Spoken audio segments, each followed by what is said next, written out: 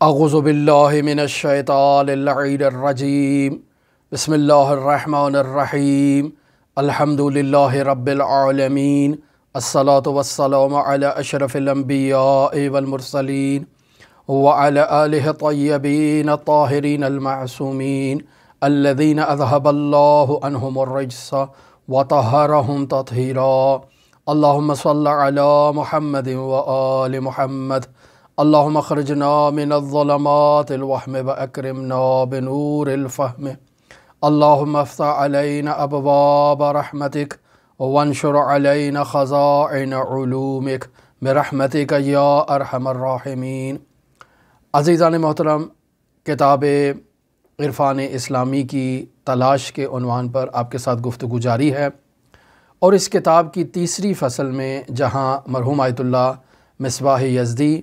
حقیقی عرفان اسلامی کی خصوصیات کو بیان کر رہے ہیں، یہاں ہم نے یوں بھی بیان کیا کہ حقیقی عرفان اسلامی کے ساتھ آپ حقیقی تصوف کو بھی اضافہ کر سکتے ہیں،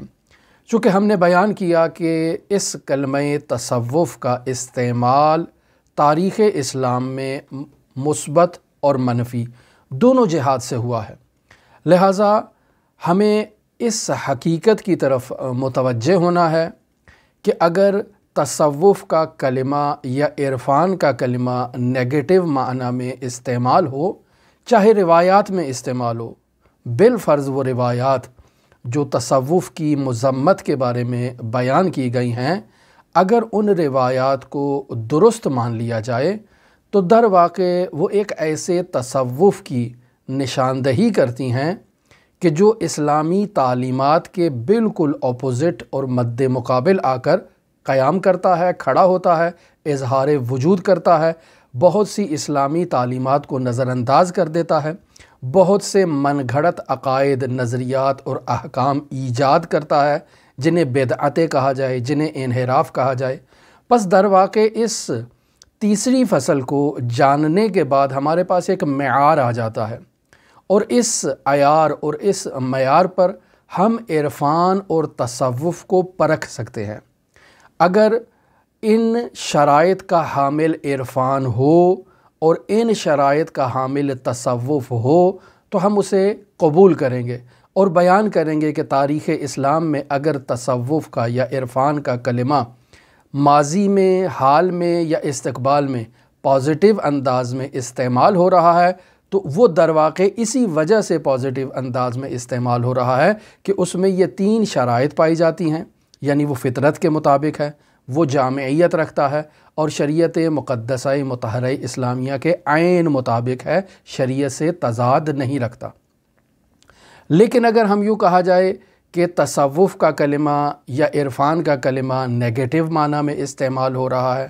تو پھر ان تین شرائط میں سے کسی ایک شرط سے اس نے مخالفت کی ہے، یعنی یا تو وہ فطرت کے مطابق نہیں ہے، اور اگر فطرت کے مطابق ہے تو یا پھر وہ جامع نہیں ہے، اور اگر وہ جامعیت بھی رکھتا ہے تو پھر یقینی بات ہے وہ شریعت مقدسہ مطہرہ اسلامیہ کے مطابق نہیں ہوگا۔ شریعت کے مطابق نہیں ہوگا یعنی جامعیت نہیں رکھتا ہے، جامعیت نہیں رکھتا ہے یعنی فطرت کے تقاضے کے مطابق نہیں ہے، پس اس کا مطلب ہے تینوں شرائط اس میں موجود نہیں ہے۔ ایسا نہیں ہے کہ ایک شرط نہ پائی جائے اور باقی دو شرائط اس میں موجود ہوں، تینوں شرائط اس میں موجود نہیں ہوں گی۔ پس اگر ایسا عرفان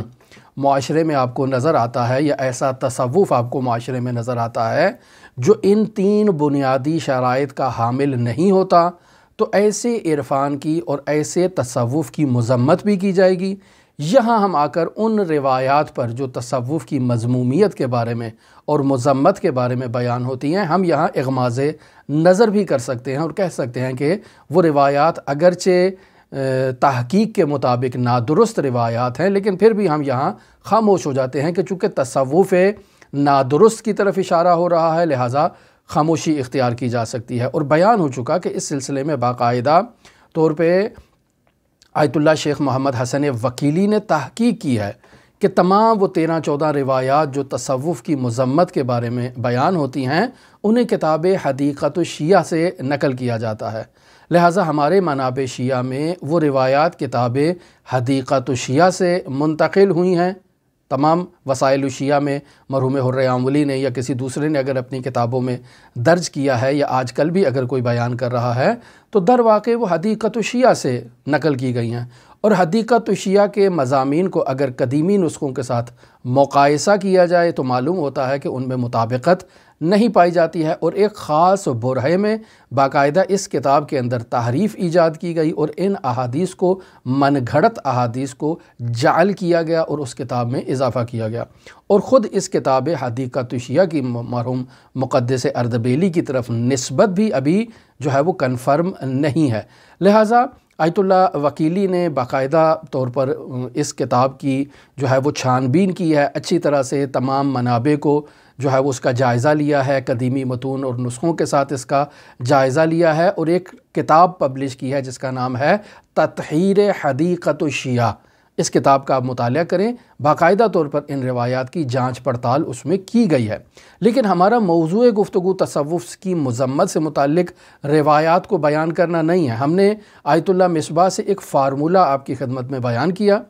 अगर तसव्वुफ़ और इरफ़ान इस फ़ार्मूले पर उतरते हैं यानी ये तीन शराइत के हामिल हैं तो ऐसे तसव्वुफ़ की भी तायीद है, ऐसे इरफ़ान की भी तायीद है। ये ऐन शरीयत है, ये ऐन इस्लाम है, इस्लाम की रूह है, इस्लाम की हकीकत है, इस्लाम की असास है, इस्लाम की बुनियाद है। लेकिन अगर ये तीन शराइत उस इरफ़ान या तसव्वुफ़ में नहीं पाई जाएंगी तो वो इरफ़ान और वो तसव्वुफ़ काबिल मुज़म्मत है, बिदअत है, खुराफात है और उसकी तरदीद की जानी चाहिए। लिहाजा अज़ीज़ान मोहतरम, मैं बारहा इस बात का तकरार करता हूँ चूँकि मुझे मालूम है अफराद जो हमारी गुफ्तगू को नहीं सुनते हैं दिक्कत से, वो बाद में आकर कमेंट सेक्शन में सवाल करते हैं कि तसव्वुफ़ की मज़म्मत से मुतअल्लिक़ जो रिवायात हैं उनके बारे में आप क्या कहेंगे। तो अज़ीज़ान मोहतरम, हम बारहा इस बात का एतराफ़ कर चुके हैं, बयान कर चुके हैं कि हम एक मयार आपकी खिदमत में दे रहे हैं। अब आपको ख़ुद थोड़ा बहुत जो है वो तहक़ीक़ करनी चाहिए, ख़ुद ब ख़ुद अपनी जो हवास हैं उनको जमा करना चाहिए, अपनी क़ुव्वा आक़िला को इस्तेमाल करना चाहिए और इन बातों को समझना चाहिए। 2 + 2 4 की बात हम आपकी खिदमत में वाज़ेह शफ़ाफ़ अंदाज़ में बयान कर रहे हैं। लिहाजा कल गुज़िश्ता गुफ्तगू में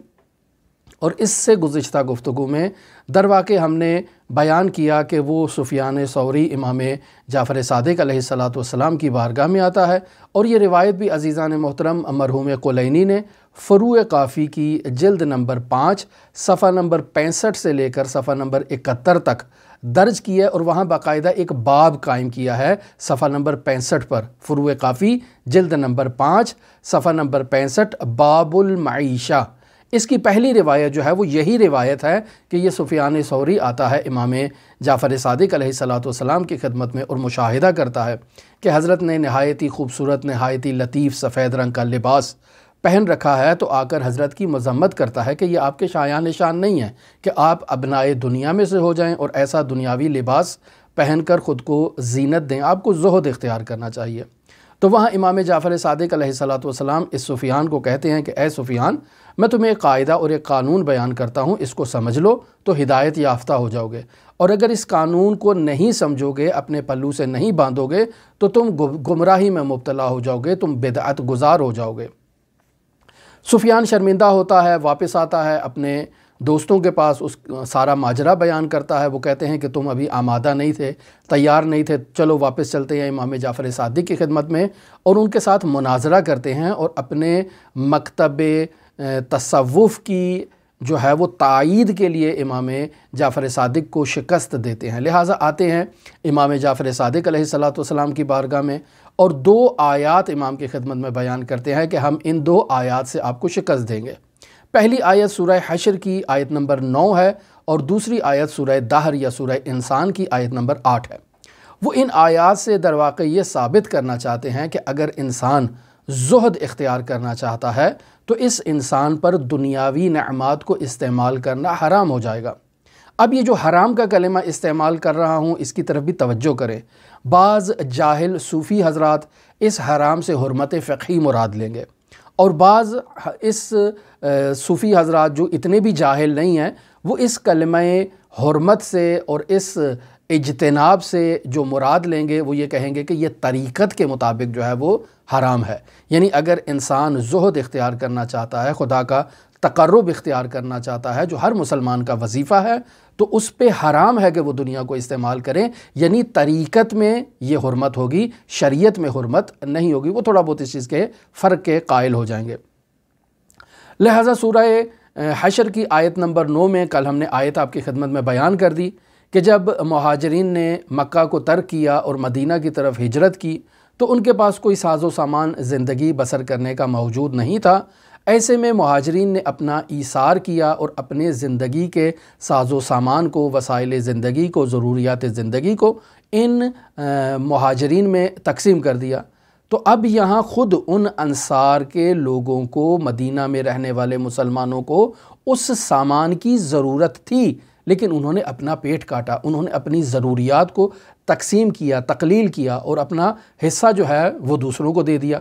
تو پس اس سے یہ معلوم ہوتا ہے کہ انسان پر یہ واجب ہے، صوفیوں کے نقطہ نظر سے واجب ہے کہ انسان زہد اختیار کرے، وہ چیز جو اس کی اپنی ضرورت کی چیز ہے اسے خود سے جدا کرے اور کسی دوسرے کو انفاق کر دے اور راہ خدا میں انفاق کر دے اور خود اس چیز سے جان چھڑا کر اللہ کا تقرب حاصل کرے۔ اس آیت کے جواب میں امام جعفر صادق علیہ السلام نے ان کو فرمایا کہ دیکھو، یہ تو اولاً اسلام کا اس وقت ایک ایسا زمانہ گزر رہا تھا کہ جب مسلمانوں کی جو تعداد تھی وہ بہت کم تھی، جب مسلمانوں کی ایک نہایت ہی دشوار صورتحال تھی، مسلمانوں کے پاس، ان مہاجرین کے پاس جو ہجرت کر کے مدینہ میں آئے ہیں، زندگی بسر کرنے کا کوئی سامان موجود نہیں تھا۔ تو اللہ نے ان انصار پر واجب قرار نہیں دیا، بلکہ ان انصاری مسلمانوں کی فطرت نے انہیں متوجہ کیا، انہیں بیدار کیا اور ان کی فطرت نے انہیں اکسایا کہ وہ اس مال کو اللہ کی راہ میں جو ہے وہ ان مہاجرین میں تقسیم کر دیں۔ لہٰذا انہوں نے اپنی فطرت کی آواز پر لبیک کہتے ہوئے بذل و بخشش سے کام لیا، اور امام صادق فرماتے ہیں کہ یہ حکم اس خاص زمانے کے لیے تھا، ان پر اللہ نے واجب قرار نہیں دیا تھا۔ بعد میں خداوند متعال نے بذل و بخشش کا ایک جامع فارمولہ بیان کیا کہ انسان کو چاہیے کہ وہ اللہ کی حلال کردہ نعمات سے استفادہ کرے، لیکن اگر بذل و بخشش کرنا چاہتا ہے تو پہلے آئے اپنے والدین پر بذل و بخشش کرے، اس کے بعد اپنے بیوی بچوں پر بذل و بخشش کرے، اس کے بعد اپنے عزیز و اقارب پر بذل و بخشش کرے، اس کے بعد اپنے دوستوں پر بذل و بخشش کرے، اور پھر اگر اس کے پاس پھر بھی توان موجود ہے تو وہ معاشرے میں دوسرے افراد کو بھی بذل و بخشش کر سکتا ہے۔ لہٰذا دوسری آیت جو سورہ انسان کی آیت نمبر 8 ہے، جس سے انہوں نے استدلال قائم کیا اور اہل بیت علیہ السلام کے اس طرز عمل سے استنباط کیا کہ انہوں نے 3 دن روزہ رکھا اور پھر اپنی افطاری کے سامان کو یتیموں، مسکینوں، اسیر میں تقسیم کر دیا اور خود بھوکے رہے، خود انہوں نے نمک سے افطار کیا اور خود ان کے پاس افطاری کا سامان موجود نہیں تھا۔ بس اس سے معلوم یہ ہوتا ہے کہ انسان اپنے منہ کا لقمہ جو اس کی اپنی نیاز ہے، جو اس کی اپنی ضرورت ہے، اسے راہ خدا میں انفاق اور بذل و بخشش کر سکتا ہے۔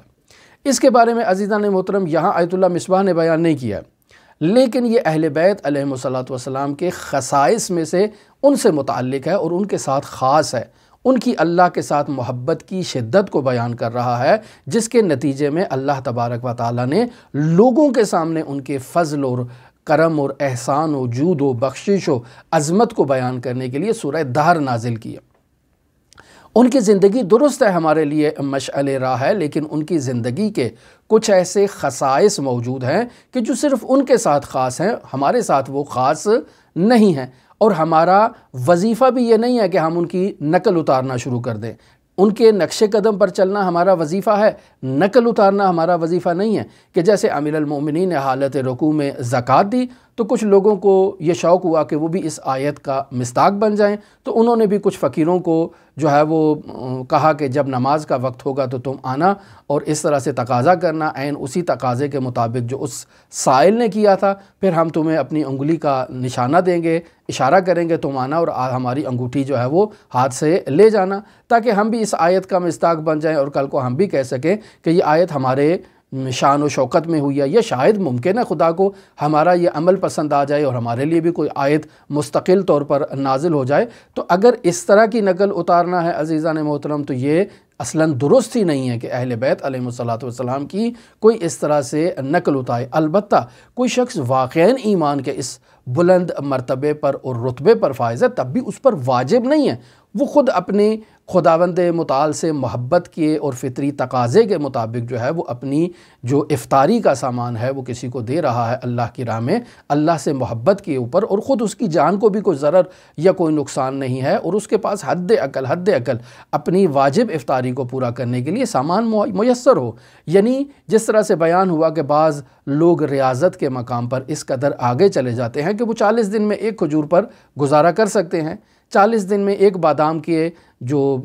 مغز ہے اس پر گزارا کر سکتے ہیں۔ اگر ایک انسان اس قدر خداوند متعال کی محبت میں ریاضت کے اس مقام پر پہنچ چکا ہے، اور وہ اگر اپنی افطاری کسی کو دے بھی دیتا ہے تو وہ نمک پر اگر گزارا کر سکتا ہے اور اس کے لیے کوئی جانی ضرر کا باعث نہیں بن سکتا تو وہ ایسے کر سکتا ہے۔ لہٰذا حضرات اہل بیت علیہم الصلوۃ والسلام کی نقل اتارنا یا حضرات اہل بیت علیہم الصلوۃ والسلام پر کی فضائل پر مشتمل آیات کو اپنے لیے جو ہے وہ موڑنے کی خاطر ایسے طرز عمل کو اپنانا یہ درست نہیں ہے۔ آج کی گفتگو میں ہم اسی امام جعفر صادق علیہ الصلوۃ والسلام کا جو یہ جواب ہے ان صوفیوں کے گروہ کو جو امام کی خدمت میں آئے اور امام سے مناظرہ کرنا چاہتے تھے، امام کو شکست دینا چاہتے تھے، اسی امام علیہ الصلوۃ والسلام کے جواب کو آپ کی خدمت میں فروع کافی جلد نمبر 5 سے صفحہ نمبر 65 سے نقل کرتے ہیں۔ امام جعفر صادق علیہ الصلوۃ والسلام نے ان کے سامنے درواقع احادیث سے اور آیات قرآنی سے اس بات کو ثابت کیا جسے ہم نے گزشتہ درس میں آپ کی خدمت میں بیان کیا کہ یہ جو طرز عمل آپ لوگوں نے اپنا رکھا ہے یہ اسلامی طرز عمل نہیں ہے۔ اسلام اس طرز عمل کی مذمت کرتا ہے، اور اسلام نے خود ایک جو ہے وہ درمیانہ اعتدال پر مشتمل راستہ آپ کو دکھایا ہے، اور آپ کی یہ ذمہ داری ہے کہ بذل و بخشش میں نہ افراد سے کام لیں نہ تفرید سے کام لیں، بلکہ حد اعتدال کی جو ہے وہ رعایت کریں، اور پھر بذل و بخشش جب آپ نے کرنی ہے تو اس میں بھی ان جو درجے بندی ہے جو اس میں کیٹاگریز بیان کی گئی ہیں ان کی رعایت کرنا آپ کے لیے نہایت ہی ضروری ہے۔ اب یہاں سے امام جعفر صادق علیہ الصلوۃ والسلام ان کے لیے اسلامی آئیڈیل کو اور رول ماڈل کو بیان کر رہے ہیں۔ اہل بیت اپنی مثال نہیں دے رہے ہیں بلکہ رول ماڈل ان کے لیے ایسی شخصیات کو بیان کر رہے ہیں جو انہی میں سے ہیں، انہی افراد میں سے ہیں، اور ان کا تعلق اہل بیت علیہ الصلوۃ والسلام میں ان معصوم ہستیوں سے نہیں ہے جو 14 معصوم ہیں یا 5 تن پاک ہیں، ان ہستیوں سے ان کا تعلق نہیں ہے۔ مثلا حضرت سلمان کی مثال دیتے ہیں، حضرت ابوذر غفاری کی مثال دیتے ہیں۔ امام جعفر صادق علیہ الصلوۃ والسلام فرماتے ہیں کہ آپ لوگ سلمان محمدی کو یا ابوذر غفاری کو اگر مد نظر رکھیں تو آپ لوگ فضل و تقوی و زہد میں ان سے آگے تو نہیں ہیں۔ وہ ٹائٹل رکھتے تھے فضل کا، تقوی کا، زہد کا، پرہیزگاری کا۔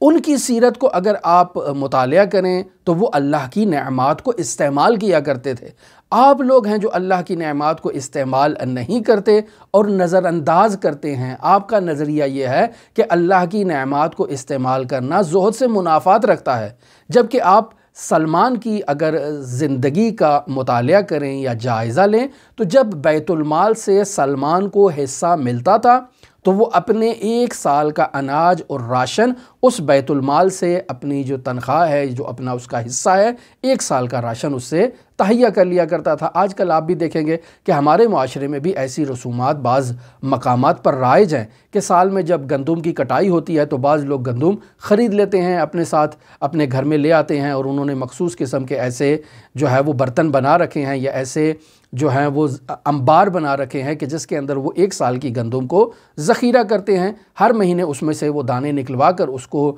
جو ہے وہ چکی سے پسوا لاتے ہیں اور مہینے میں اس کو استعمال کرتے ہیں۔ اسی طرح چاول سی جب فصل نکلتی ہے تو ان کی روش یہی ہے کہ وہ سال بھر کا چاول جو ہے وہ اپنے لیے تہیہ کر لیتے ہیں۔ تو عین ایسی ہی روش حضرت سلمان محمدی کی بھی تھی کہ جب ان کو سال کا جو بیت المال سے ان کا حصہ ہے وہ دیا جاتا تو وہ اپنے لیے سال کا اناج جو ہے وہ تہیہ کر لیتے۔ اب جب وہ سال کا اناج تہیہ کرتے تو کچھ آپ جیسے زاہد متقی صوفی حضرات آتے اور آ کر سلمان کے اس عمل کی مذمت کرتے اور کہتے کہ تم اس قدر زہد رکھتے ہو اللہ تبارک و تعالیٰ کی بارگاہ میں، تم ایک زاہد ہو، لیکن تمہارا یہ عمل جو ہے وہ زہد کے ساتھ منافات رکھتا ہے کہ تم 1 سال کا مال ذخیرہ کرتے ہو۔ اے سلمان ذرا یہ تو بتاؤ، کیا تمہیں یقین ہے کہ کل تم زندہ رہو گے؟ ہو سکتا ہے تم یہ اناج خریدنے کے بعد ہی تمہیں موت آ جائے، تم اسے گھر بھی نہ لا سکو، ایسا بھی تو ہو سکتا ہے نا، یا گھر لے آؤ اسے استعمال نہ کر سکو، 2 مہینے بعد 3 مہینے بعد تمہارا انتقال ہو جائے، تو تم کیسے 1 سال کا ذخیرہ کر لیتے ہو؟ یہ زہد سے منافات رکھتا ہے۔ تو سلمان انہیں جواب دیتے ہیں اور کہتے ہیں یہ ایک طرف کا پہلو تم نے بیان کیا ہے کہ ممکن ہے مجھے موت آ جائے، اس کا دوسرا پہلو یہ ہے کہ ممکن ہے میں 1 سال تک زندہ بھی رہوں۔ اگر تو موت آ جائے تو پھر اس کی تکلیف مشخص ہے کہ یہ اس کا کوئی وارث نہیں ہوگا اس اموال کا، یعنی اگر میرے بیوی بچے نہیں ہوں گے تو یہ تقسیم کر دیا جائے گا مسلمانوں میں، الامام وارث من لا وارث لہ، تو امام وقت اسے تقسیم کر دے گا۔ لیکن اگر میرا وارث موجود ہے تو یہ میرا وارث کے استعمال میں آئے گا۔ لیکن اگر میں خود زندہ رہوں تو اس بات کی طرف توجہ کرو، تو پھر میں کیا کروں گا؟ یہی ذخیرہ ہے جو میرے لیے جو ہے وہ قوت کا کردار ادا کرے گا، اور اسی پر میں اپنی زندگی بسر کروں گا۔ اگر یہ ذخیرہ میرے پاس ہوگا تو میں اللہ تبارک و تعالیٰ کی عبادت کروں گا۔ تم اس نقطے سے غافل ہو، تم آج کی فکر کرتے ہو اور کہتے ہو سب کچھ اللہ کی راہ میں تقسیم کر دیا جائے، خالی ہاتھ ہو جائے، کل سے تم غافل ہو۔ پھر کل تم کیا کرو گے؟ کل یقینی بات ہے تمہیں اپنے روزمرہ زندگی کے اخراجات کو پورا کرنے کے لیے کسی کے آگے ہاتھ پھیلانے کی ضرورت ہوگی۔ اگر تم ہاتھ نہیں پھیلاؤ گے، تم کہو گے کہ اللہ ہمیں دے گا، تو پھر تمہیں اپنے پیٹ پر پتھر باندھنا ہوگا۔ پیٹ پر پتھر باندھو گے، ایمان تمہارا کمزور ہوگا، تو یقینی بات ہے کہ تم اللہ کی اس طرح سے عبادت نہیں کر پاؤ گے، اور عبادت کرنے میں کوتاہی اور بے رغبتی تمہارے وجود سے ظاہر ہوگی۔ تو یہ زہد کے زیادہ منافات رکھتا ہے، یا وہ عمل زہد سے زیادہ منافات رکھتا ہے جو ہم عمل جو ہے وہ انجام دے رہے ہیں؟ تم 1 سال کا ذخیرہ رکھو، تمہارا نفس مطمئن ہو جائے گا کہ تمہارے پاس آج کے لیے بھی قوت موجود ہے، غذا موجود ہے، کل کے لیے بھی غذا موجود ہے۔ تمہارا نفس مطمئن ہو کر اللہ تبارک و تعالیٰ کی عبادت کرے گا، اطاعت کرے گا، فرمانبرداری کرے گا۔ پھر امام جعفر صادق علیہ السلام ان صوفیوں کو کہتے ہیں کہ دیکھو تمہارا تصوف ابو ذر غفاری سے زیادہ بڑھ کے تو نہیں ہے۔ ابو ذر غفاری کے پاس بھیڑیں موجود تھیں، اونٹ موجود تھی، بکریاں موجود تھیں، وہ باقاعدہ ان کا دودھ استعمال کرتے تھے، اور ڈیری پروڈکٹس جو ہیں وہ اس سے حاصل کرتے تھے، دودھ ہے، دہی ہے، مکھن ہے، گھی ہے، ایسی چیزوں کو وہ ان بھیڑوں، بکریوں اور اونٹ کے دودھ سے استعمال کیا کرتے تھے۔ صوفیوں کے ہاں ایک چیز جو قابل مذمت ہے، وہ باقاعدہ اپنے شاگردوں کو یہ وظیفہ دیا کرتے ہیں کہ اگر تم اعلیٰ مقامات تک پہنچنا چاہتے ہو تو حیوانیات سے اجتناب کرو۔ حیوانیات میں کیا آ جاتی ہے؟ حلال گوشت حیوانیات کا مصداق ہے، حلال دودھ حیوانیات کا مصداق ہے، حلال دہی حیوانیات کا مصداق ہے، حلال مکھن حیوانیات کا مصداق ہے، حلال پنیر حیوانیات کا مصداق ہے۔ تو اگر تم اللہ تک پہنچنا چاہتے ہو تو اپنے وجود کو حیوانات کا مقبرہ قرار نہ دو، اور یہ عین متن روایت بھی موجود ہے۔ اگر آپ باقاعدہ ان اخلاقی کتابوں کا مطالعہ کریں تو وہاں یہ روایت موجود ہے، غالباً رسول خدا صلی اللہ علیہ وآلہ وسلم سے ہے، کہ اگر متن میں اس کا درست پڑھوں کہ لا تجعل بطونکم مقابر البہائم، کہ آپ اپنے بطن کو حیوانات کا مقبرہ قرار نہ دیں، کہ گوشت کھا لیا تو یہ حیوانات کا مقبرہ ہو گیا، دودھ استعمال کر لیا تو دودھ کہاں سے آیا ہے؟ دودھ بھی حیوان سے آیا نا، تو حیوانات کا مقبرہ ہو گیا آپ کا بدن۔ اسی طرح جتنی بھی ڈیری پروڈکٹس ہیں ان کو استعمال کرنا انسان کے ارتقاء معنوی کی راہ میں رکاوٹ ہے۔ یہ ایک نظریہ پیش کرتے ہیں اہل تصوف حضرات، اور اسی نظریے کی بنیاد پر وہ ہر قسم کے گوشت کھانے سے منع کر دیتے ہیں، دہی، دودھ اور پنیر اور اس طرح کی تمام وہ چیزیں جس کا تعلق حیوانیات سے ہو اسے وہ استعمال نہیں کرتے ہیں۔ لہٰذا عزیزان محترم، یہاں امام جعفر صادق علیہ السلام فرماتے ہیں کہ حضرت ابو ذر کی یہ روش تھی کہ وہ ان حیوانات کا دودھ استعمال کرتے تھے۔ جب انہیں گوشت کی ضرورت محسوس ہوتی تھی تو انہی حیوانات میں سے کسی حیوان کو ذبح کر کے اس کا گوشت استعمال کرتے تھے۔ اگر ان کے پاس مہمان آ جائے تو اسی حیوان کا گوشت جو ہے وہ اس مہمان کی مہمان نوازی میں استعمال کیا جاتا تھا۔ البتہ آپ اس چیز کو بھی مد نظر رکھیں کہ اس قدیم زمانے میں آج کل کی جگہ طرح فریجیں تو موجود نہیں تھیں کہ آپ نے گوشت جو ہے وہ بکرے کو ذبح کیا، تمام بکرے کو کاٹ کے اس کے پیس کر کے اس کو پیکٹوں میں ڈال کر آپ نے اپنی فریج کو جو ہے وہ بھر لیا، اب 1 مہینہ 2 مہینہ جب تک وہ ختم نہیں ہوتا ہے آپ کھاتے جائیں۔ ایسا اس زمانے میں تو نہیں تھا۔ آپ نے اگر ایک اونٹ کو ذبح کیا ہے، ایک بھیڑ کو ذبح کیا ہے، تو یہ آپ نے آج ہی اس کو استعمال کرنا ہے، اس کا جو سر ہے اس کو استعمال کرنا ہے، اس کے پیر استعمال کرنا ہے، اس کی جو جسم کے باقی اعضاء، جو گوشت کے باقی اعضاء ہیں انہیں آج ہی استعمال کرنا ہے، جیسے کلیجی ہو گئی، جیسے جو ہے وہ اس کی باقی چیزیں ہو گئی۔ تو اس صورتحال میں ایک انسان کس قدر کھائے گا؟ یقینی بات ہے اس کے حصہ کیا جاتا ہے، کچھ حصہ مہمانوں کو پکا کے دے دیا جاتا ہے، کچھ راستے میں جو مسافر ابن السبیل ہوتے ہیں ان کو دے دیا جاتا ہے، کچھ مسکینوں کو، یتیموں کو دے دیا جاتا ہے، کچھ ہمسایوں کو دے دیا جاتا ہے۔ فریجیں تو قدیم زمانے میں نہیں بھری جاتی تھی، لہٰذا ابو ذر کی یہ روش ہوا کرتی تھی کہ جب ان کے پاس کوئی مہمان آتا یا ان کا خود کا دل چاہ رہا ہوتا تو وہ اپنے حیوانات میں سے کسی حیوان کو ذبح کر کے اس کا گوشت استعمال کرتے، اور جب گوشت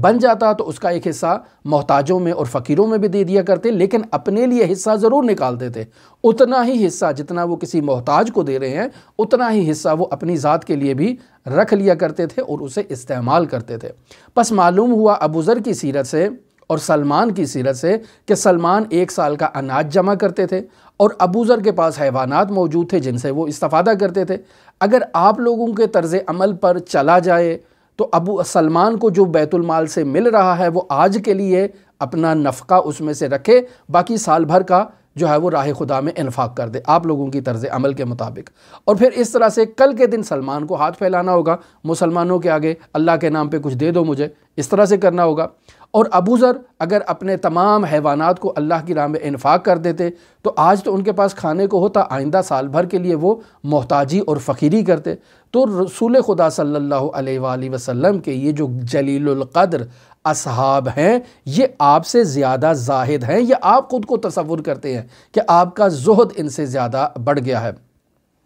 اب اگر آپ انہی 2 صحابیوں کے بارے میں رسول خدا صلی اللہ علیہ وآلہ وسلم کی روایات کا مطالعہ کریں تو رسول خدا نے ان کی عظمت کے بارے میں بے شمار روایات بیان کی ہیں کہ جن روایات میں انہی 2 اصحاب کے زہد و تقوی کو آپ جانچ سکتے ہیں کہ یہ بے نظیر قسم کے صحابی تھے رسول خدا کے۔ پس ہمیں انہیں مشعل راہ قرار دینا ہے یا آپ لوگوں کو مشعل راہ قرار دینا ہے کہ جو غلط روش کے مالک ہیں، جو آپ لوگوں کا طرز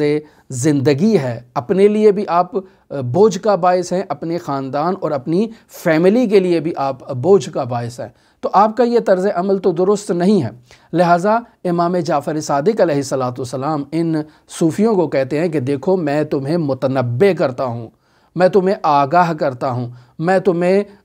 باخبر کرتا ہوں، تمہیں اختار دیتا ہوں کہ تم لوگوں نے جو طرز عمل اپنا رکھا ہے یہ طرز عمل اسلام اور اسلامی تعلیمات کے مطابق نہیں ہے، رسول خدا صلی اللہ علیہ وآلہ وسلم کی تعلیمات کے بھی مطابق نہیں ہے۔ لہٰذا تمہاری یہ ذمہ داری ہے کہ اگر تم انفاق کرنا چاہتے ہو تو اسی جامع اصول کو مد نظر رکھتے ہوئے تمہیں انفاق کرنا چاہیے اور اس کے علاوہ کچھ نہیں کرنا چاہیے۔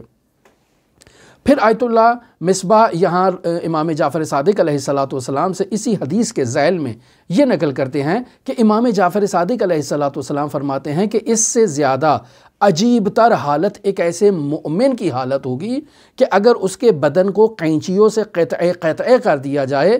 اور اس کا بدن قطعے ہونا، ٹکڑے ٹکڑے ہونا اس کے لیے خیر و سعادت کا باعث ہو، یعنی وہ ایک ایسے مقام پر پہنچ چکا ہے، ایک ایسی حالت میں وہ مومن پہنچ چکا ہے کہ اگر اس کے بدن کو قینچی سے ٹکڑے ٹکڑے بھی کر دیا جائے تب بھی اس کی وہ حالت اسے اللہ کی راہ میں سعادت، فلاح اور نجات کا باعث بنے گی۔ اور اگر اسی حالت میں اس کا بدن قینچی سے ٹکڑے ٹکڑے نہیں کیا جاتا بلکہ مشرق اور مغرب کی تمام بادشاہی اسے عطا کر دی جاتی ہے تو یہ مومن ایک ایسی حالت پر پہنچ چکا ہے کہ اس کے اندر تبدیلی ایجاد نہیں ہوگی۔ تمام مشرق و مغرب کی بادشاہی لینے کے باوجود اس کے ایمان میں تزلزل نہیں آئے گا، اس کے زہد میں، تقوی میں اور پرہیزگاری میں تزلزل نہیں آئے گا، مشرق و مغرب کی بادشاہت کے باوجود یہ سعادت دنیا و سعادت آخرت کا مصداق قرار پائے گا۔ لہٰذا ایسا مومن جس کے لیے اس کی یہ حالت خیر کا باعث بن رہی ہے، اور وہ فقر اور وہ خیر اور وہ گشادگی اور جو حیثیت کا وہ وسیع ہونا اور دنیا مشرق و مغرب کی جو اموال ہیں اس کا اس کے پاس ذخیرہ ہونا، یہ ایک ایسی حالت مومن کے اندر ایجاد کر دیا ہے کہ اس کا نہ ہونا یعنی فقر کا عالم ہونا، تب بھی مومن جو ہے وہ فلاح و بہبود اور سعادت اس کا مقدر بنے گی، اور اگر یہ ہوں گی تو یہ مال و دولت اسے گمراہ نہیں کریں گے، تب بھی وہ سعادت اور فلاح کا باعث بنے گا یہ اموال دنیا۔ پس مومن کے لیے اس حالت کا حصول ضروری ہے، اور وہ حالت انسان کی روح کی روحانی بلندیوں سے انسان کو حاصل ہوتی ہے، ایمان کے بلند ترین درجات سے وہ حالت انسان کے اندر جو ہے وہ نشأت پکڑتی ہے۔ اور اگر انسان کی روح کمزور ہو، انسان کا وہ ایمانی مقام کمزور ہو، تو ایسی صورتحال میں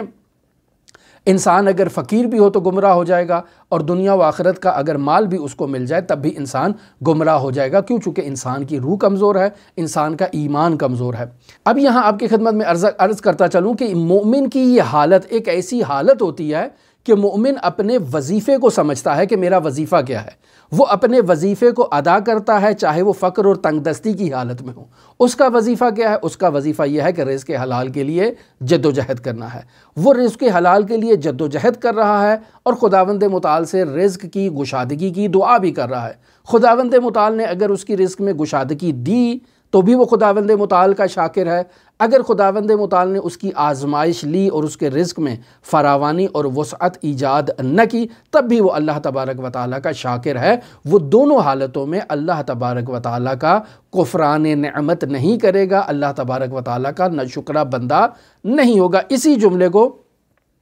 مرحوم امام خمینی رحمۃ اللہ علیہ یوں بیان کیا کرتے تھے کہ ماں تابع وظیفے ہستیم نہ تابع نتیجہ۔ ہمارا وظیفہ کیا ہے؟ ہمارا وظیفہ یہ ہے کہ ہم امر بالمعروف کریں، اس شخص پر اثر ہو رہا ہے یا نہیں ہو رہا، وہ ہماری بات کو ایکسیپٹ کر رہا ہے یا نہیں کر رہا ہے۔ شرعی اعتبار سے اگر آپ امر بالمعروف کے واجب ہونے کو مد نظر رکھیں تو یہاں پر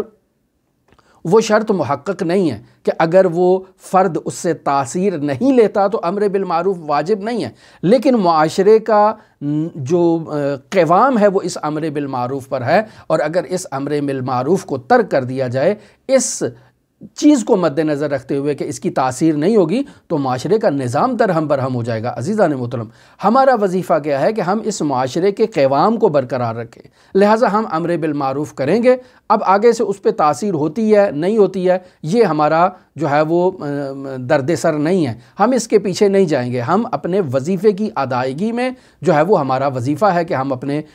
گھر کی جو ضروریات ہیں ان کو پورا کرنے کے لیے جد و جہد کریں، رزق حلال کی جو حصول ہے اس کے لیے تغودو کریں۔ اگر خداوند متعال نے گشادگی دی تب بھی خدا کے شاکر ہیں، اور اگر خداوند متعال نے ہماری آزمائش لی، امتحان لیا اور ہمیں کچھ نہ ملا تب بھی ہم خداوند متعال کے شاکر ہیں۔ تو اس سے بھی عجیب ترین حالت مومن کی ایک ایسی حالت ہوتی ہے کہ مومن نہایتی سختیوں میں، نہایتی دشواریوں میں بھی اللہ تبارک و تعالیٰ کا شاکر ہوتا ہے، اور جب مومن کے لیے آسانیاں اور فرج فراہم ہو جاتی ہے، گشادگی آ جاتی ہے، تب بھی یہ مومن جو ہے وہ اللہ تبارک و تعالیٰ کا شاکر بندہ ہوتا ہے۔ یہ نہایت عجیب حالت ایک مومن کی کیفیت کی ہے۔ یہاں امام جعفر صادق علیہ السلام تھوڑا توقف کرتے ہیں،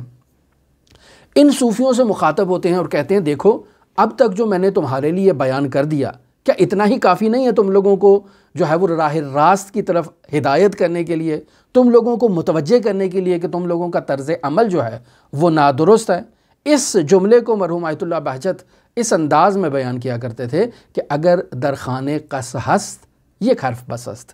یعنی آپ اگر کسی کو ارشاد کرنا چاہتے ہیں اور اس کے ضمیر اگر بیدار ہے تو آپ کا ایک جملہ ہی اس کی ہدایت کے لیے کفایت کرتا ہے، وگرنہ آپ اس کو مشرق و مغرب کی تمام جو ہے وہ حکایات و سبق آموز جو واقعات ہیں اس کے سامنے بھی بیان کر دیں تو اس کا وجود اگر اندر سے ضمیر اس کو ہدایت لینے کے لیے نہ جھوڑ رہا ہو تو آپ کا یہ تمام بیان کر دینا کافی نہیں ہے، کچھ بھی فائدہ نہیں ہے۔ تو امام ان مخاطبین سے یہ سوال کرتے ہیں کہ یہ جو میں نے بیان کر دیا کہ یہ تمہارے لیے کافی نہیں ہے؟ حقیقت میں کافی ہے۔ اگر تمہارے وجود کے اندر جو ہے وہ تمہارا ضمیر بیدار ہے تو یہ جو بیانات میں نے کر دیے ہیں یہی بیانات تمہاری ہدایت کے لیے کافی ہیں،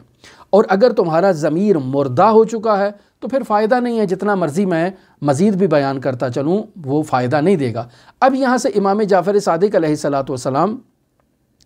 ایک کلی قاعدہ اور کلی قانون بیان کرتے ہیں، اور ان صوفیوں کو جہاد کی مثال دیتے ہیں۔ کہتے ہیں کہ ایھا صوفیہ، متوجہ ہو جاؤ یار اس بات کی طرف کہ آغاز اسلام میں جب جہاد کی ذمہ داری تھی تو چونکہ مسلمانوں کی تعداد قلیل تھی، مسلمانوں کے مد مقابل جو دشمنان الہی تھے ان کی تعداد زیادہ تھی، تو یہاں خداوند متعال نے ایک الہی قانون جہاد سے متعلق مسلمانوں پر فرض کر رکھا تھا، اور وہ فرض یہ تھا کہ ہر مسلمان 10 کافروں سے لڑے گا اور ان کو شکست دے گا، یہ اس کا وظیفہ ہے، شرعی وظیفہ ہے، اور اگر وہ نہیں کرے گا تو اس نے اپنے وظیفے میں کوتاہی کی ہے۔ لیکن جیسے ہی مسلمانوں کی تعداد میں اضافہ ہوا، خداوند متعال نے بھی اس قانون میں نرمی لے کر آیا اور کہا کہ 10 کی بجائے اب 2 افراد سے لڑنا تمہارا وظیفہ ہے اور تمہاری ذمہ داری ہے۔ پس معلوم ہوا کہ یہاں بھی خداوند متعال نے مسلمانوں کو جہاد جو ایک امر دنیا سے تعلق رکھتا ہے، مسلمانوں کی زندگی کی رفاہ، فلاح، بہبود اور آسائش کے لیے ہے، چونکہ النعمتان مجہولتان الصحت والامان، امنیت ایک بہت بڑی نعمت ہے اللہ تبارک و تعالیٰ کی، اور امنیت اسی وقت حاصل ہو سکتی ہے جب اسلام کے دشمنوں کو نکیل ڈالی جائے اور ان کو اسلامی سرحدوں سے دور رکھا جائے۔ لہٰذا اس وقت جہاد جو اس دنیاوی زندگی کے لیے ہے واجب ہے، اور خداوند متعال نے یہ قانون اس کے لیے باقاعدہ طور پر ہمارے لیے بیان کر دیا ہے۔ پھر امام علیہ السلام انہیں قضاوت کی مثال دیتے ہیں اور فرماتے ہیں کہ میں آپ کے لیے قانون قضا سے، یعنی اسلام کے قضائی جو قوانین ہیں یا جو قضاوت سے متعلق مسائل ہیں، میں آپ سے ان کے بارے میں سوال کرتا ہوں، اور ایک ایسا سوال امام جعفر صادق علیہ السلام ان کے سامنے بیان کر رہے ہیں جو ان کے ضمیر کو جھنجھوڑنے کے لیے کافی ہے۔ امام فرماتے ہیں کہ فرض کریں کہ آپ کو قاضی کے سامنے پیش کیا جاتا ہے، آپ کی بیوی ہے وہ قاضی کے پاس چلی گئی ہے، اور بیوی نے جا کر شکایت کی ہے کہ میرا شوہر مجھے نفقہ نہیں دیتا ہے، وہ نفقہ جو شوہر پر ادا کرنا واجب ہے، اس کی ضروریات زندگی کو پورا کرنا شوہر پر واجب ہے، تو آپ میرے شوہر ہیں لیکن آپ صوفی ہیں، میرا خرچہ نہیں دیتے ہیں، وہ قاضی کے پاس چلی جاتی ہے۔ قاضی آپ کو حکم دیتا ہے کہ تمہارے اوپر واجب ہے کہ تم جو ہے وہ اپنی بیوی کا نفقہ ادا کرو، تو آپ یہاں قاضی کو نہیں کہہ سکتے کہ ایھا القاضی میں تو زاہد ہوں، میں تو تنگ دست ہوں، میں تو فقیر ہوں، میرے پاس تو کچھ نہیں ہے، میں تو بیوی کا خرچہ نہیں دے سکتا ہوں۔ تو یقینی بات ہے قاضی آپ کو کہے گا کہ آپ نے لی کیوں تھی، آپ نے جب بیوی کی، جب آپ نے نکاح کیا تو آپ کو اس بات کا علم ہونا چاہیے کہ جسے میں گھر میں لے کر آ رہا ہوں اس کی ضروریات زندگی کو پورا کرنا میرے اوپر واجب ہے۔ تو جب آپ لے آئے ہیں تو اس کا مطلب ہے کہ آپ کو اس زاہدانہ طرز تفکر سے باہر نکلنا ہے، جدوجہد کرنا ہے، رزق حلال کمانا ہے اور اس کی ضروریات پورا کرنا ہے۔ اب یہاں بیوی کا نفقہ ادا کرنا آپ پر واجب ہے، آپ قاضی کو نہیں کہہ سکتے ہیں کہ میں زاہد ہوں، بہانہ لے آئیں کہ میں زاہد ہوں اور میرے اوپر جو ہے وہ لازم نہیں ہے، میرے پاس پیسے نہیں ہیں۔ اب امام ان سے سوال کرتے ہیں کہ ایھا الصوفیہ، بتاؤ کہ یہ جو قاضی نے آپ کے اوپر حکم کیا ہے کہ بیوی کا نفقہ دینا تمہارے اوپر واجب ہے، تم وہ نفقہ ادا کرو، میں تم سے سوال کرتا ہوں، بتاؤ قاضی کا یہ حکم دینا تم زاہدوں کو آیا یہ عدالت کے مطابق ہے یا قاضی نے آپ کے اوپر ظلم کیا ہے؟ اگر آپ کہو کہ قاضی کا یہ حکم ظلم ہے، اس نے ہمارے اوپر ظلم کیا ہے، ہم زاہد ہیں، ہم لوگوں کو یہ اس نے حکم دے دیا ہے کہ جاؤ جا کر بیوی کا نفقہ لے کر آؤ اور اس کو ادا کرو، تو قاضی نے ہم پہ ظلم کیا ہے، تو آپ کا ایسے قضاوت کرنا قاضی کے فیصلے کے بارے میں در واقع آپ اسلام پر اور مسلمانوں پر تہمت لگا رہے ہیں اور ظلم کر رہے ہیں، کیوں؟ چونکہ یہ حکم اسلامی ہے۔ لیکن اگر آپ کہتے ہیں کہ قاضی نے جو فیصلہ کیا ہے وہ درست ہے، عین عدالت کے مطابق ہے، تو پھر آپ دیکھیں کہ قاضی نے تو آپ کو دنیا کی طرف راغب کیا ہے کہ جاؤ جا کر محنت کر کے آؤ، چونکہ اسلامی حکم یہی ہے، تو پھر اس سے یہ ثابت ہوتا ہے کہ آپ کا طرز عمل جو ہے وہ باطل ہے، نادرست ہے۔ اسی طرح سے امام جعفر صادق علیہ السلام فرماتے ہیں کہ بعض موارد میں ایک مسلمان پر واجب ہو جاتا ہے کہ وہ انفاق کرے، مثلا زکوٰۃ ہے، وہ خود انفاق کے مصادیق میں سے ایک مصداق ہے اور اسلامی حکم ہے، فروعات دین میں سے ایک حکم ہے۔ لہٰذا فرض کریں کہ اگر آپ زاہد ہیں،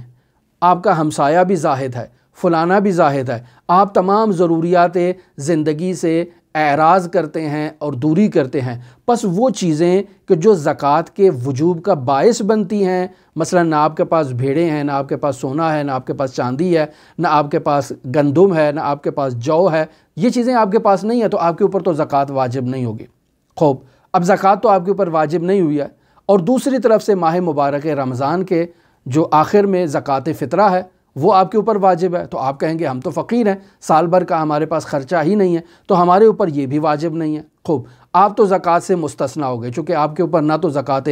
فطرہ واجب ہوئی، نہ آپ کے اوپر دوسری زکوٰۃ جو ہے وہ واجب ہوئی۔ اب سوال یہ پیدا ہوتا ہے کہ جن پر واجب تھی انہوں نے نکالا، تو اب وہ کس کو دیں گے اس زکوٰۃ کو؟ یقینی بات ہے وہ زکوٰۃ تو آپ لوگوں کے پاس ہی آئے گی نا، کہ جو فقیر ہیں، جن کے پاس سال بھر کا خرچہ نہیں ہے۔ آپ کہیں کہ اصلاً یہ زکوٰۃ لینا ہمارے جو ہے وہ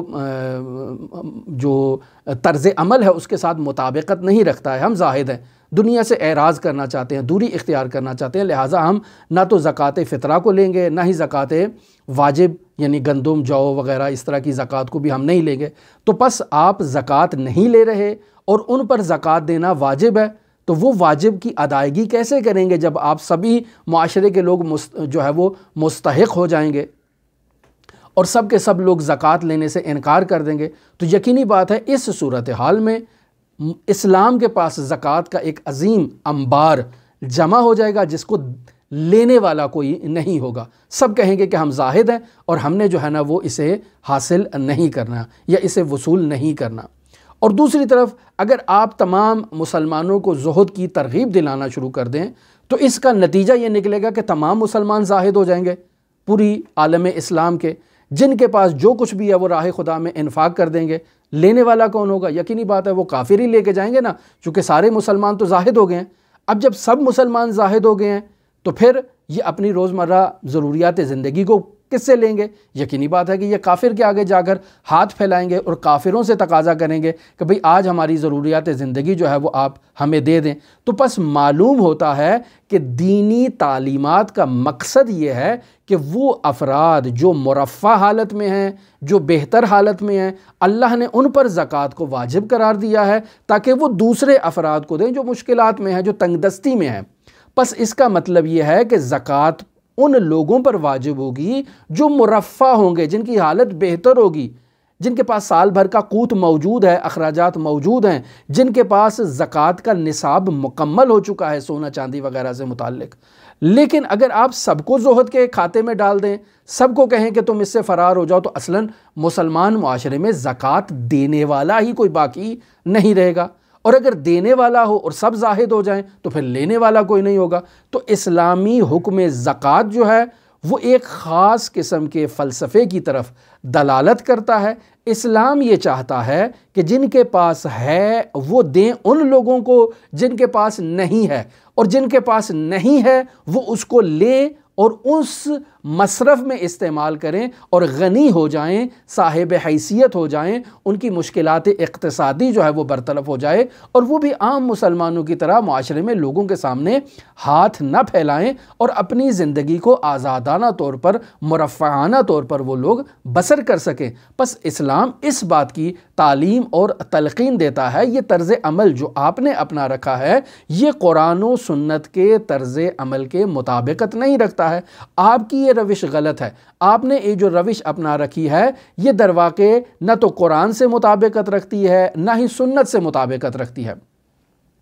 اب احادیث صریحہ امام جعفر صادق بیان کر رہے ہیں کہ جو آپ کے سامنے بیان کر رہا ہوں یہ احادیث واضحہ صریحہ قرآن مجید سے مطابقت رکھتی ہیں، اور قرآن مجید بھی اس کی تائید کرتا ہے۔ پس آپ کے مسلک کی نہ تو احادیث صحیح تائید کرتی ہیں اور نہ ہی قرآن مجید اس کی جو ہے وہ تائید کرتا ہے۔ پس آپ کو یہ چاہیے کہ آپ قرآن کا علم حاصل کریں، ناسخ کو منسوخ سے پہچان لیں، محکم کو متشابہ سے پہچان لیں، امر و نہی قرآن کو پہچان لیں، تاکہ آپ کو معلوم ہو جب آپ حدیث میں محکم و متشابہ ہو، ناسخ و منسوخ کا علم رکھتے ہوں گے، قرآن میں اس کا علم رکھتے ہوں گے، تو آپ کی زندگی میں تبدیلی ایجاد ہوگی۔ یہاں امام جعفر صادق علیہ السلام انہیں باقاعدہ حضرت سلمان بن داؤد کی مثال دیتے ہیں۔ امام جعفر صادق علیہ السلام فرماتے ہیں کہ کیا آپ نے نہیں دیکھا کہ حضرت سلمان نے خداوند متعال سے تقاضا کیا ہے باقاعدہ ایک ایسی حکومت کا کہ جو کسی کے پاس، حضرت سلمان کے بعد ایسی حکومت جو ہے وہ پہلے کسی کے پاس موجود نہ تھی۔ لہٰذا سورہ صاد کی آیت نمبر 35 میں خداوند متعال ارشاد فرما رہا ہے، قال رب اغفر لی، اے میرے پروردگار مجھے معاف کر دے، وہب لی ملکن، اور اے میرے پروردگار مجھے ملک عطا کر، لا ینبغی لأحد من بعدی، ایسا ملک جو میرے بعد کسی اور کے سزاوار ہی نہ ہو، انک انت الوہاب، اور آپ بہت بڑے وہاب ہیں، بہت بڑے بخشش کرنے والے ہیں۔ تو اس آیت کو امام جعفر صادق ان کے سامنے بیان کر کے کہتے ہیں ذرا یہ تو بتاؤ کہ حضرت سلمان بن داؤد نے خود ایسی حکومت کا تقاضا کیا ہے جو کہ دنیا سے تعلق رکھتی ہے، چونکہ دنیا پہ حکومت کا تقاضا کیا جا رہا ہے، پس حضرت سلمان بادشاہی کا تقاضا کر رہے ہیں۔ آپ کے طرز تفکر کے مطابق زاہد انسان کو دنیا سے دوری اختیار کرنی چاہیے۔ سلمان بن داؤد کا جو یہ طرز عمل ہے یہ تو دنیا کو مانگ رہے ہیں، پس آپ کا طرز عمل اور سلمان بن داؤد کا طرز عمل آپس میں تضاد رکھتا ہے۔ آج تک آپ دیکھیں قرآن مجید کی کسی آیت میں سلمان بن داؤد کے جو طرز عمل ہے اس کی نفی نہیں کی گئی ہے، اور کسی نے بھی جو ہے وہ روایت میں یا اقوال میں کسی نے بھی سلمان کے اس طرز عمل کی نفی نہیں کی ہے، اعتراض نہیں کیا ہے کہ سلمان نے ایسی حکومت کا تقاضا کیوں کیا، اس کو زہد اختیار کرنا چاہیے تھا، اس نے اللہ تبارک و تعالیٰ سے بادشاہی کا تقاضا کیوں کیا، ایسا نہیں ہے۔ پھر امام جعفر صادق علیہ السلام فرماتے ہیں کہ حضرت سلمان سے پہلے خود حضرت داؤد نے بھی خداوند متعال سے ملک کا تقاضا کیا تھا۔ پھر امام جعفر صادق علیہ السلام فرما رہے ہیں کہ کیا حضرت یوسف علی نبینا و علیہ السلام نے باقاعدہ طور پر مصر کے بادشاہ سے اس ریاست خزانہ داری کا تقاضا نہیں کیا تھا سورہ یوسف کی آیت نمبر 55 کے مطابق، کہ جہاں خداوند متعال سے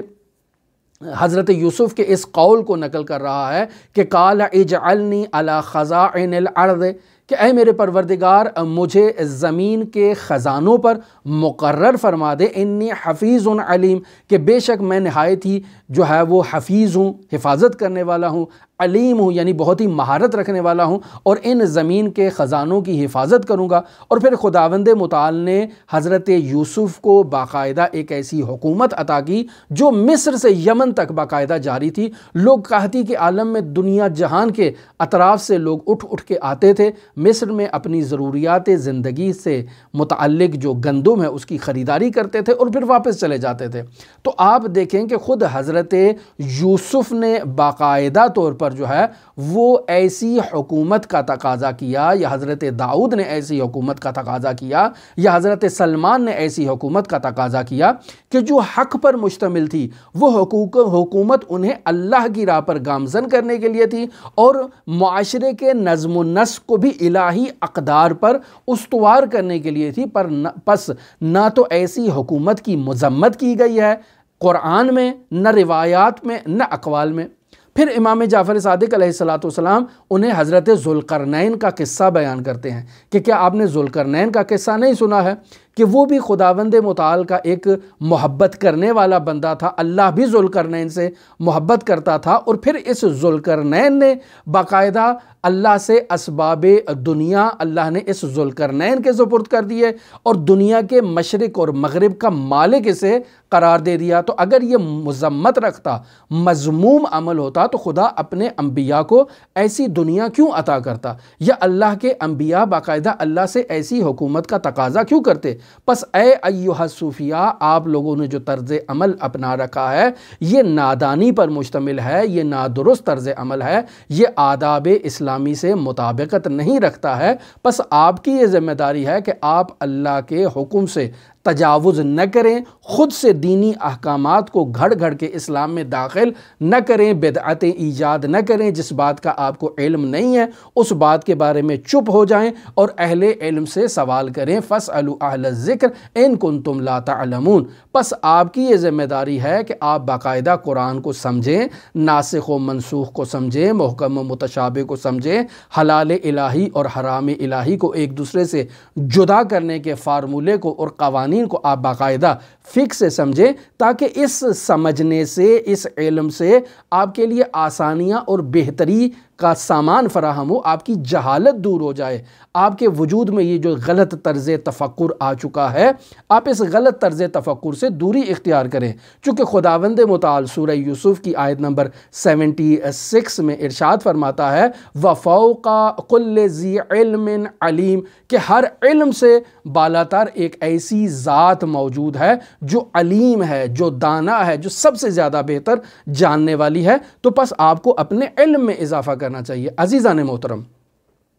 یہاں امام جعفر صادق علیہ السلام کا یہ مناظرہ ان صوفیوں سے کمپلیٹ ہو جاتا ہے۔ اس مناظرے کو پڑھنے سے بخوبی ہمیں یہ بات واضح ہو جاتی ہے کہ امام جعفر صادق علیہ السلام جس تصوف کی مذمت کر رہے ہیں، جس عرفان کی مذمت کر رہے ہیں، ہم اس عرفان اور تصوف کے مخالف ہیں اور اس عرفان اور تصوف کو بیان نہیں کر رہے۔ ہم ایسے عرفان و تصوف کو بیان کر رہے ہیں جو فطرت انسانی کے مطابق ہو، جو جامعیت رکھتا ہو، شریعت مقدسہ مطہرہ اسلامیہ کے قوانین کے مطابق ہو۔ خود سے انسان نے بدعتیں ایجاد کر کے، خود سے ذکر ایجاد کر کے، خود سے ریاضتیں ایجاد کر کے اسلام میں داخل نہ کی ہوں، اور انسان مسلمان نے خود سے ایک باطل طرز عمل کو اپنا نہ رکھا ہو، بلکہ اسلامی تعلیمات کے مطابق ہو، اہل بیت علیہم السلام کے نقش قدم کے مطابق ہو۔ اور باقاعدہ طور پر اسی وجہ سے ہم کہتے ہیں کہ اسلام ناب کو اگر پہچاننا ہے تو انسان کو چاہیے فقہا کی اقتداء کرے، ایسے فقہا جو اسلام کو بہتر انداز میں سمجھتے ہیں۔ لہٰذا اسی وجہ سے اسلام ناب کی تاکید امام خمینی رحمۃ اللہ علیہ بیان کیا کرتے تھے، اور مرحوم قاضی کے شاگردوں نے جس عرفان کا تعارف کروایا اس میں باقاعدہ طور پر فقاہت کو اولویت حاصل تھی۔ لہٰذا بیان ہوا کہ مرحوم قاضی اپنا شاگرد اس وقت تک ایکسیپٹ نہیں کرتے تھے جب تک وہ فقہ میں فقاہت کے مقام پر فائز نہیں ہوتا تھا۔ لہٰذا شاگردوں کو ترغیب دلاتے تھے کہ جاؤ فقہ پڑھو، فقیہ بنو، اور فقیہ بنو پھر ساتھ ساتھ عرفان بھی پڑھو اور عرفانی تعلیمات کو بھی سیکھو۔ لہٰذا عزیزان محترم، اس نقطے کی طرف اگر آپ کی توجہ ہو تو آپ صحیح عرفان اسلامی کی طرف گامزن ہو سکتے ہیں، صحیح تصوف کو اور غلط تصوف کو، صحیح عرفان کو اور غلط عرفان کو ایک دوسرے سے جدا کر سکتے ہیں۔ یہ گفتگو اس موضوع پر ابھی ہماری جاری ہے، لیکن امام جعفر صادق علیہ السلام کا مناظرہ آج ہم نے کمپلیٹ آپ کی خدمت میں بیان کر دیا۔ ہماری دعا ہے کہ خداوند متعال ہمیں علم نور عطا فرمائے۔ ہماری دعا ہے کہ خداوند متعال حضرت صاحب العصر والزمان کے ظہور میں تعجیل فرمائے، ہمیں حضرت کے اصحاب و اعوان و انصار میں شمار فرمائے۔ اللہم صلی علی محمد و آل محمد وعجل فرج قائم آل محمد۔